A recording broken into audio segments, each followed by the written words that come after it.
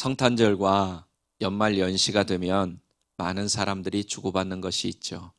바로 선물입니다. 한 해 동안 감사했던 사람들, 또 친한 사람들, 사랑하는 가족들에게 선물을 전합니다. 이런 선물은 사람을 기분 좋게 만들죠.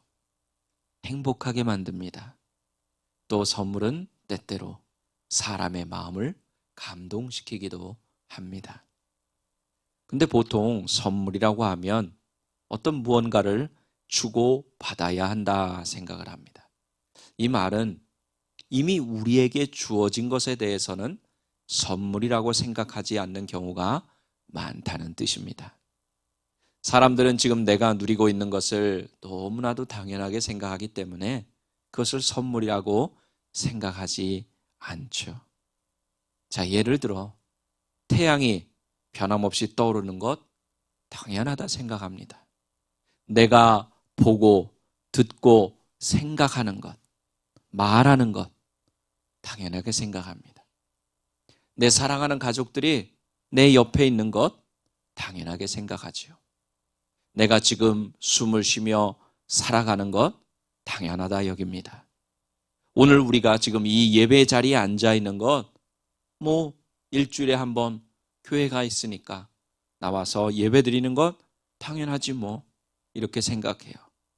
근데 여러분, 지금 제가 간단하게 예를 들어 말씀드린 것, 이 모든 것이 정말 당연한 것일까요? 절대로 아닙니다. 별일 없이 하루하루가 흘러갈 때 우리는 우리의 삶이 당연한 것처럼 보여요. 그렇지. 하지만 어느 날 어떤 문제가 닥쳤을 때 우리는 우리가 누리고 있는 모든 것들이 당연하지 않은 것이라고 하는 것을 깨닫게 됩니다. 어느 날 갑자기 시력을 잃어버린 사람은 보는 것이 당연한 것이 아니었다는 것을 깨닫게 됩니다. 어느 날 사랑하는 가족을 잃어버린 사람은 가족이 옆에 있다는 것이 당연한 것이 아니라는 것 깨닫게 되죠. 코로나19 팬데믹을 통해 우리는 예배를 드리고 싶어도 드릴 수 없는 상황이 왔을 때 예배를 드리는 것이 얼마나 당연한 것이 아닌 것 우리는 깨닫습니다. 그러므로 지금 우리가 누리는 모든 것들은 당연한 것이 아니라 선물입니다. 여러분들 오늘 하루가 이렇게 시작하게 하는데 한 일이 있습니까? 태양이 떠오르게 하는데 여러분들 한 일이 있어요? 여러분이 지금 숨을 쉬고 사는데 여러분들이 거기에 대해서 공헌한 것이 있습니까? 아니에요. 우리에게 주어진 것이에요. 즉 선물이라는 것입니다. 햇빛도 공기도 우리가 맞이하는 이 사계절, 비록 추워서 힘들긴 하더라도 이 사계절도 선물이에요. 내 가족도 친구도 우리 교회도 선물입니다. 누가 주신 선물입니까? 누가 주신 선물이에요? 네, 마음속으로는 지금 대답하고 계시죠? 하나님이 주신 선물입니다. 하나님께서 이미 주신 것들을 우리는 당연히 여길 것이 아니라 선물로 여길 수 있어야 합니다. 은혜라고 하는 찬양의 가사처럼 당연한 것이 아니라 은혜이고 우리의 삶에 당연한 것이 하나도 없고 모든 것이 은혜이고 선물이라는 사실 꼭 기억하시기를 바랍니다. 그리고 우리는 선물을 생각하면 어떻게 생각합니까? 내 입장에서 좋은 것들만 생각해요. 어떤 선물을 주었을 때, 받았을 때 내게 필요한 것이나 내가 좋아하는 것이나 내가 원했던 것을 받으면 너무나 기뻐하고 그것을 선물로 여기는데 이런 생각 때문에 우리가 원하지 않는 것을 받게 되면 우리는 그것을 선물이 아닌 것처럼 생각할 때가 많습니다. 예를 들어 우리가 원하지 않았는데 당하는 고난, 우리는 선물이라고 생각하지 않죠. 나에게 있는 부족함, 결핍, 선물이라고 생각하지 않아요. 하지만 그 모든 것을 주시는 분이 하나님이시라고 믿으면 내가 원하지 않는 것들 또한 하나님의 선물이라고 받아들일 수 있습니다. 내가 보기에 나를 힘들게 하는 것들이 선물이 아닌 것 같지만 하나님께서 보실 때는 그것이 나에게 꼭 필요한 선물이기 때문입니다. 한국의 조정민 목사님이라고 하는 분이 이런 말을 했습니다. 내 상처가 다른 사람에게 위로가 되고 힘이 되면 그 상처도 선물입니다. 상처는 숨기면 나 혼자의 아픈 상처로 남고 열어젖히면 누군가에게 선물입니다. 이 말은 상처가 다른 사람에게 위로가 되고 힘이 된다면 나의 상처도 선물이라는 뜻이에요. 우리는 하나님께서 주신 모든 것을 선물로 믿어야 합니다. 결국 하나님은 모든 것을 합력하여 선을 이루시는 분이기 때문입니다. 그런데 여러분, 하나님께서 수많은 선물들을 우리에게 주셨고 또 주고 계신데 그 중에 최고의 선물이 무엇일까요? 바로 하나님의 아들 예수 그리스도이십니다. 믿으십니까? 이 세상에 하나님께서 주신 선물이 너무나도 많은데 그 예수님보다 더 귀한 선물은 없습니다. 그래서 저는 오늘 본문 말씀에 의지해서 최고의 선물이라는 제목으로 예수님께서 이 땅에 오신 날을 기념하는 성탄 주일에 우리에게 주시는 은혜를 나누고자 합니다. 하나님께서는 동정녀 마리아의 몸을 빌려서 예수님을 이 땅 가운데 태어나게 하셨어요. 본문을 보면 예수님이 이 땅 가운데 태어나시는 일이 결코 쉽지 않은 일이었다는 것을 알 수가 있습니다. 마리아는 요셉이라고 하는 남자와 결혼하기로 약속을 하고 약혼을 한 그런 여인이었습니다. 물론 아직 결혼을 하지 않아서 동거하지는 않은 상태였습니다. 이런 마리아가 아기를 잉태했어요. 그러면 그 사실을 보고 그 동정녀인 마리아, 아직 결혼하지 않은 마리아가 여자가 아기를 임신한 것을 보면 다른 사람들이 그 사실을 어떻게 받아들일까요? 이는 다른 남자와 간음을 행하였다는 것 외에는 달리 설명할 길이 없는 상황입니다. 특히 당시 유대 사회에서 간음한 사람이 당하게 될 결과는 그 결혼 자체가 깨어지는 것은 물론이고 율법에 따라 돌에 맞아 죽어야 하는 그런 상황입니다. 그래서 요셉이 성경에 보면 의인이라 좋은 사람이라 이를 드러내지 않고 가만히 자기의 정혼한 여자인 마리아와 파혼을 하려고 했어요. 정리를 하려고 했어요. 그런 생각을 했어요. 그때 주의 사자가, 천사가 요셉의 꿈에 나타나 이렇게 말을 합니다. 오늘 본문 20절, 21절 우리 같이 다시 한번 읽어보겠습니다. 이 일을 생각할 때에 주의 사자가 현몽하여 이르되 다윗의 자손 요셉아, 내 아내 마리아 데려오기를 무서워하지 말라. 그에게 잉태된 자는 성령으로 된 것이라. 아들을 낳으리니 이름을 예수라 하라. 이는 그가 자기 백성을 그들의 죄에서 구원할 자이심이라 하니라. 아멘. 자, 요셉은 주의 사자의 천사의 말씀대로 순종하여 마리아를 데려오게 되고 예수님이 이 땅 가운데 태어나시게 됩니다. 자, 그럼 여러분, 왜 예수님이 하나님께서 우리에게 주신 최고의 선물이 될 수 있을까요? 조금 전에 읽었던 본문 21절에 답이 있습니다. 그것은 예수님이 온 인류를 구원하시기 위해서, 온 인류를 죄에서 구원할 구원자가 되시기 때문입니다. 예수라는 이름의 의미가 예수님이 최고의 선물이라는 사실을 우리에게 알려주고 있습니다. 예수라는 이름의 뜻은 자기 백성을 그들의 죄에서 구원할 자입니다. 즉, 예수님은 누구란 얘기예요? 구원자라고 하는 뜻입니다. 구원자 되시는 예수님은 우리에게만 주신 최고의 선물이 아니라 온 인류에게 주신 최고의 하나님의 선물입니다. 온 인류를 너무나도 사랑하셔서 주신 최고의 선물, 그것이 바로 예수님이라는 사실 믿으시기를 바랍니다. 우리 요한복음 3장 16절에서 17절 같이 읽어볼까요? 하나님이 세상을 이처럼 사랑하사 독생자를 주셨으니 이는 그를 믿는 자마다 멸망하지 않고 영생을 얻게 하려 하심이라. 하나님이 그 아들을 세상에 보내신 것은 세상을 심판하려 하심이 아니요 그로 말미암아 세상이 구원을 받게 하려 하심이라. 아멘. 하나님께서 세상을 사랑하셔서 독생자를 주셨다, 이렇게 말씀합니다. 독생자를 이 땅에 보내신 것은 세상을 심판하는 것이 아니라 그로 말미암아 구원을 받게 하시기 위함이라고 분명하게 말씀하고 있습니다. 그러니까 당연히 예수님이 최고의 선물이 되는 것입니다. 그러므로 우리가 성탄절날 오늘 정말 기뻐해야 되는 이유는 하나님께서 우리에게 최고의 선물을 주신 날이기 때문입니다. 우리를 구원하시기 위해서 예수님을 이 땅에 보내주신 날이기 때문입니다.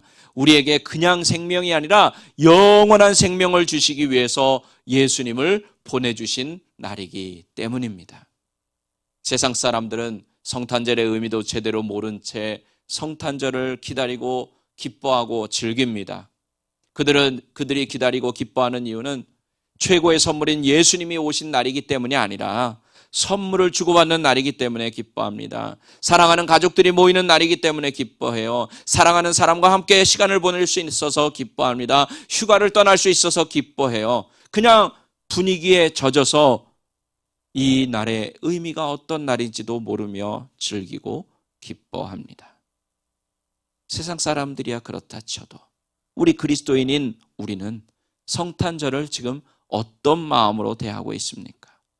그냥 1년에 한 번 12월 25일 날 오는 성탄절이니까 어렸을 때부터 주일학교 때부터 지냈던 성탄절이니까 혹시 별 느낌이 없는 건 아니신지요? 저에게는 저의 인생에 잊지 못할 날들이 여러 날이 있습니다. 그리고 여러분에게도 생애 가운데 잊지 못하는 날들이 있을 것입니다. 그런데 그 모든 날보다 우리가 잊지 말고 기억해야 하는 날이 있는데 그 날이 바로 오늘 성탄절입니다. 감사와 감격으로 맞이해야 하는 날이 바로 성탄절이고 우리는 익숙함이 아니라 우리를 구원하시기 위해 이 땅에 오신 아기 예수를 만날 설레임으로 기대감으로 소망으로 성탄절을 맞이해야 합니다. 사실 예수 그리스도는 하나님께서 숨겨놓으신 비밀이다, 이렇게 성경은 말하고 있어요. 골로새서 2장 2절 말씀 같이 한번 읽어보겠습니다. 이는 그들로 마음의 위안을 받고 사랑 안에서 연합하여 확실한 이해의 모든 풍성함과 하나님의 비밀인 그리스도를 깨닫게 하려 함이니. 아멘. 자, 이 말씀을 보면 하나님의 비밀이 누구다? 그리스도다 하는 것을 분명히 알 수 있습니다. 또 우리 골로새서 1장 26절에서 27절 말씀도 같이 한번 읽어보겠습니다. 이 비밀은 영원 전부터 모든 세대에 감추어져 있었는데 지금은 그 성도들에게 드러났습니다. 하나님께서는 이방 사람 가운데 나타난 이 비밀의 영광이 얼마나 풍성한지를 성도들에게 알리려고 하셨습니다. 이 비밀은 여러분 안에 계신 그리스도요, 곧 영광의 소망입니다. 아멘. 이해를 위해서 세번역 성경으로 함께 읽었습니다. 하나님의 비밀은 언제부터요? 영원 전부터 모든 세대에 감추어져 있었어요. 즉 예수님께서 이 땅에 오시기 전까지는 그 전에 살았던 사람들은요, 이 비밀을 알지 못했다는 뜻입니다. 하지만 그 이후의 사람들에게는 하나님의 비밀이 밝히 드러나게 된 거예요. 하나님의 비밀이 누구라고 그랬어요? 예수 그리스도. 즉 예수님이 이 땅에 오신 이후에는 그 비밀이 드러난 것이에요. 하나님께서 자신의 비밀이 바로 예수님이라는 사실을 밝히 보여주셨기 때문입니다. 예수님이 이 땅 가운데 오신 것은 하나님의 비밀이었는데 그 비밀을 이제 누가 알고 있는 거예요? 여러분과 제가 알고 또 그 비밀을 누리게 된 것입니다. 그러니까 얼마나 영광스러운 일입니까? 이것이 여러분 마음에 와 닿으세요? 아, 하나님의 비밀이 예수님이셨는데 예수님이 이 땅에 오심으로 말미암아 내가 그 영광의 비밀을 알게 되는 존재가 되었다.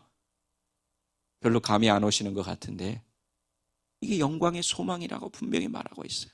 얼마나 영광스러운 일인지 모릅니다.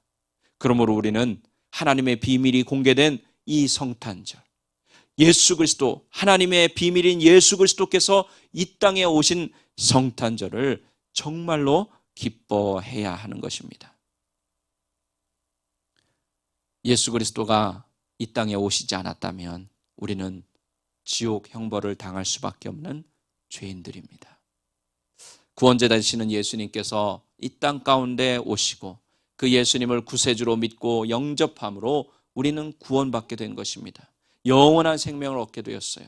우리는 이 예수 그리스도의 가치를 절대로 잊어서는 안 됩니다. 얼마나 귀한 가치가 있는지 당연한 것으로 여겨서도 안 돼요. 이 세상에는요, 가치 있는 것을 가치 있는 것으로 여길 줄 모르는 사람들이 많아요. 가치를 가치로 아는 사람이 지혜로운 사람이에요. 가치를 가치 있는 줄 모르는 사람은 어리석은 사람입니다. 이런 사람들에 대해서 우리 예수님 말씀하셨죠. 마태복음 7장 6절 말씀 같이 한번 읽어보겠습니다. 거룩한 것을 개에게 주지 말며 너희 진주를 돼지 앞에 던지지 말라.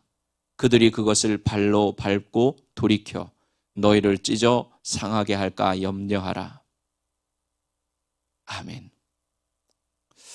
예수님은 이런 거룩한 것의 가치를 모르는 개에게는 거룩한 것을 주지 말라고 하십니다. 진주의 가치를 알지 못하는 돼지에게 진주를 던지지 말라고 말씀합니다. 자, 하나 이야기를 해드릴 텐데요. 독일의 유명한 작곡가, 클래식 작곡가 핸델이라고 하는 사람이 있습니다. 다 아시죠? 핸델. 하루는 이 핸델이 길을 가다가 가발을 잃어버렸어요. 당시의 가발은 매우 중요한 물건이었다고 합니다. 한참 동안 난처해서 막 가발을 찾고 있을 때 한 아름다운 여인이 그의 가발을 찾아주었어요. 알고 보니까 그녀는 근처 이발관에서 일하는 여자였습니다. 아가씨였어요. 그 후 핸델은 고마운 마음으로 그녀가 일하는 곳을 자주 찾아가게 되었고 그러다 보니 어느덧 그녀와 사랑하는 사이가 되었습니다. 핸델은 이 여인을 정말로 사랑해서 이 여인에게 자신의 오라토리오 메시아의 친필 악보를 선물로 주었습니다. 얼마나 유명한 오라토리오입니까? 메시아. 우리 다 알잖아요. 핸델은 그녀와 결혼할 생각을 가지고 있었기 때문에 그 친필 악보를 주는 것, 자신이 직접 그린 악보를 주는 것도 아까워하지 않았어요. 그러던 어느 날 핸델은 그녀가 일하는 이발관에 다시 들렀습니다. 그 아가씨는 일하느라고 핸델이 들어온 줄 모르고 있었어요. 이발을 하러 온 손님의 머리를 만지고 있던 그녀는 무심코 같은 이발관에서 일하는 다른 이발사에게 이렇게 말합니다. 머리를 말게 악보 몇 장만 좀 갖다 주세요. 무슨 얘기인지 이해되십니까? 그 말을 들은 핸델은 조용히 그 이발관을 나왔고 그 후로 다시는 그 이발관에 가지 않았다고 합니다. 그녀는 핸델의 명작 메시아의 가치를 전혀 알지 못했던 거죠. 그 악보가 얼마나 가치 있는 것인지를 몰랐다는 것입니다. 이것처럼 지금 혹시 여러분과 제가 하나님께서 우리에게 최고의 선물로 주신 예수 그리스도에 대해서 그 가치에 대해서 모르고 있는 건 아닌지, 아니면 무시하고 있는 건 아닌지, 아니면 우리가 너무나도 당연하게 생각해서 그 가치가 얼마나 소중한 것인지를 잊어버리고 사는 건 아닌지 모르겠습니다. 자, 이런 하나님의 최고의 선물을 우리 받았다고 했습니다. 그러면 우리는 어떻게 해야 될까요? 자, 여러분이 정말로 귀중한 선물을 받았어요. 누군가에게. 그러면 어떻게 합니까? 어떤 게 상식적인 일이에요? 나도 나에게 선물을 준 사람에게 선물을 하는 것이 상식이고 예의입니다. 그렇다면 하나님께 최고의 선물을 받은 우리도 하나님께 최고의 선물을 드려야 하지 않겠습니까? 예수님께 최고의 선물을 드려야 하지 않겠습니까? 자, 그것을 성경은 우리에게 그래야 함을 가르쳐 주죠. 아기 예수를 만나러 온 동방 박사들이 있었어요. 근데 그 사람들이 그 먼 길을 오면서도 챙겨온 것이 있어요. 그것이 뭐예요? 선물이에요. 황금, 유황, 모략. 여러분은 오늘 성탄절을 맞이해서 우리에게 최고의 선물인 예수님을 주신 하나님께 어떤 선물을 드리기를 원하십니까? 우리 간단하게 두 가지만 살펴보겠습니다. 첫째로, 우리 주님을 위해서, 우리 예수님을 보내주신 하나님을 위해서 우리의 삶을 선물로 드려야 합니다. 우리 로마서 14장 8절 말씀 같이 한번 읽어볼게요. 우리가 살아도 주를 위하여 살고 죽어도 주를 위하여 죽나니 그러므로 사나 죽으나 우리가 주의 것이로다. 아멘. 사나 죽으나 우리가 누구의 것이라고요? 주의 것. 우리가 예수님을 믿게 되었다는 것은 하나님께서 예수님의 핏값으로 우리를 사셨다는 뜻이에요. 하나님이 예수님께 핏값을 지불하고 우리를 사셨어요. 즉 우리는 하나님이 샀으니까 누구의 것이에요? 하나님의 것, 주님의 것이라는 뜻입니다. 그러므로 우리는 살아도 주를 위해서 살고 죽어도 주를 위해서 죽어야 합니다. 우리가 예수님이 우리의 구원자라는 사실을 믿지 못했을 때는 어떻게 살아요? 내 마음대로 살아요. 내 뜻대로 살아요. 세상 속에 빠져서 살아요. 하지만 이제 예수님을 믿고 예수님이 최고의 선물이라는 사실을 알았다면 우리의 삶을 주님께 선물로 드려야 합니다. 마치 선물을 받은 사람이 선물을 준 사람에게 다시 선물을 주는 것처럼 말입니다. 유명한 사도 바울, 이 사도 바울이 예수님이 하나님께서 보내주신 최고의 선물이라는 사실을 모를 때가 있었어요. 그때는 어떤 삶을 살았습니까? 예수님을 나사렛 이단의 괴수라고 생각했어요. 그 이단을 따르는 무리들을 그렇기 때문에 그냥 둘 수가 없었어요. 그래서 그들을 잡아 가두고 핍박하고 심지어 죽이기까지 했습니다. 그 대표적인 사람이 누구예요? 스데반 집사 아니에요? 바울의 발 앞에서 다른 사람들이 던지는 돌멩이에 맞아서 죽었습니다. 이랬던 바울이 다메섹 도상에서 예수님을 만나고 난 이후 완전히 변화됩니다. 예수 믿는 자를 핍박하던 사람이 예수님 때문에 핍박을 당하는 사람이 된 것입니다. 예수 믿는 사람을 죽이려고 하는 사람이 이제 예수님을 위해서 기꺼이 자신의 목숨을 내어놓는 사람, 살아도 주를 위해서 죽어도 주를 위해서 사나 죽으나 나는 주의 것입니다 하며 고백하는 그런 사람이 되었어요. 진짜 그런 삶을 사는 사람이 된 것입니다. 여러분, 우리가 당연히 최고의 선물을 받았기 때문에 우리는 하나님께 선물을 드려야 돼요. 그럼 하나님이 원하시는 선물은 무엇일까요? 우리가 가지고 있는 능력, 우리가 가지고 있는 재물, 우리가 가지고 있는 보물, 이런 것이 아니에요. 우리 하나님은, 우리 예수님은 우리를 원하세요. 여러분을 원하세요. 저를 원하세요. 그래서 우리 하나님께 우리가 드려야 하는 선물은 우리 한 사람 한 사람이라는 것입니다. 두 번째로 최고의 선물이신 예수님을 다른 사람들에게 선물로 전해주어야 합니다. 이것이 바로 하나님께 두 번째 우리가 드려야 할 선물입니다. 여러분 혹시 기프탈러지라고 하는 말 들어보셨어요? 기프탈러지. 이 말은 룰린 그룹을 창업해서 세계적인 기업으로 성장시킨 존 룰린이라고 하는 사람이 만든 용어입니다. 이 사람 우리 처음 들어보는 분도 계실 텐데 이 사람이 자신만의 어떤 세일즈 방법으로 2억 5천만 물의 판매고를 올렸어요. 칼 파는 회사에서, 컷코라고 하는 칼을 파는 회사에서 세일즈맨으로 혼자 그만큼의 매출을 올린 거죠. 그리고 나서 그가 이제 나와서 룰린 그룹이라고 하는 것을 창업해서 다른 기업이나 사람들을 도와주는 그런 일을 합니다. 이 사람이 만든 용어인 기프탈러지라는 말은 예기치 못한 순간 선물을 받는 멋진 경험을 상대방에게 줌으로 그의 인생에 멋진 기회가 열리도록 한다 하는 말이에요. 이 말을 적용해 보면 우리는 하나님께로부터 뭘 받은 거예요? 기프탈러지를 받은 거예요. 예수님이라는 최고의 선물을 받은 것입니다. 그래서 죄인인 우리에게 영원히 죽을 수밖에 없는, 지옥에 갈 수밖에 없는 우리에게 어떤 길이 열린 거예요? 어떤 기회가 열린 거예요? 구원을 받을 수 있는 기회가 열린 거예요. 구원의 길이 활짝 열린 것입니다.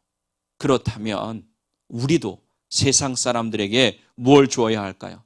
우리가 받은 기프탈러지를 주어야 합니다. 즉 최고의 선물인 예수님을 그들에게 전해 주어야 합니다. 그래서 그들에게 구원의 기회가 열리도록, 구원의 길이 열리도록, 구원의 문으로 들어갈 수 있도록 해 주어야 합니다. 영생과 천국이라는 최고의 선물, 예기치 못한 선물, 예기치 못한 기쁨과 감동을 얻게 해 주어야 합니다.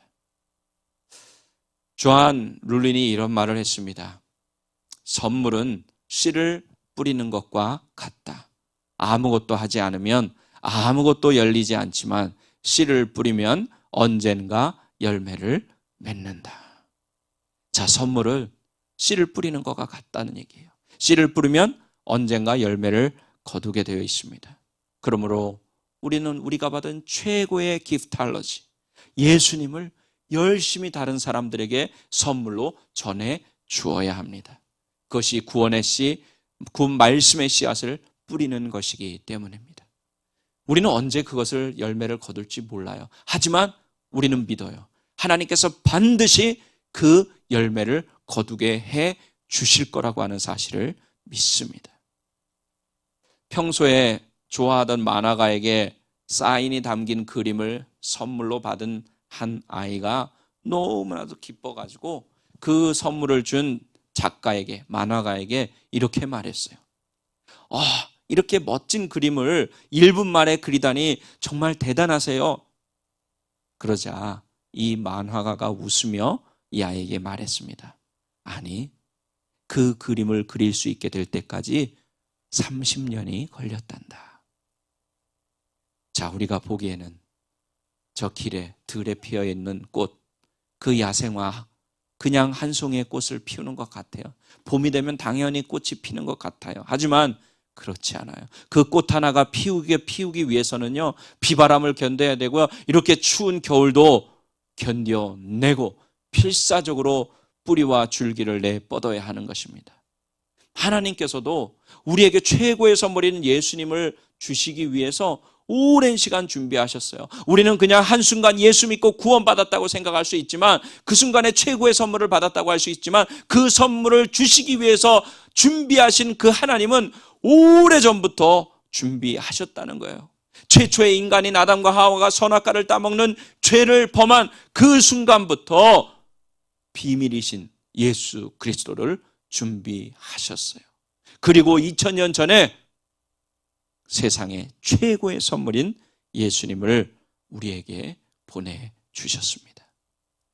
우리 사랑하는 우린교회 가족 여러분, 우리는 결코 예수님이라는 최고의 선물을 받았다는 사실을 잊어서는 안 됩니다. 그리고 그 사실을 믿고 늘 감사하고 늘 감격해야 합니다. 하지만 그것으로 그쳐서는 안 되죠. 우리는 그 예수님을 위해 우리도 선물을 드려야 되는데, 우리의 삶을 선물로 드려야 됩니다. 그래서 살아도 주를 위해서 살고 죽어도 주를 위해서 죽는 그런 삶을 살아야 합니다. 또한 우리는 최고의 선물인 예수님을 세상 사람들에게 또 선물해야 합니다. 그래서 다른 사람들로 하여금 최고의 기프탈러지, 구원의 길을 체험하는, 구원의 기회를 얻는 것을 경험하게 해야 합니다. 이제 성탄절을 지나면서 예수님이 최고의 선물임을 다시 한번 확신하시고 감사와 감격으로 최고의 선물인 예수님과 동행하며 그 예수님을 나눠주는 삶을 사는 우리 모두가 되기를 예수님의 이름으로 간절히 축원합니다. 기도하시겠습니다.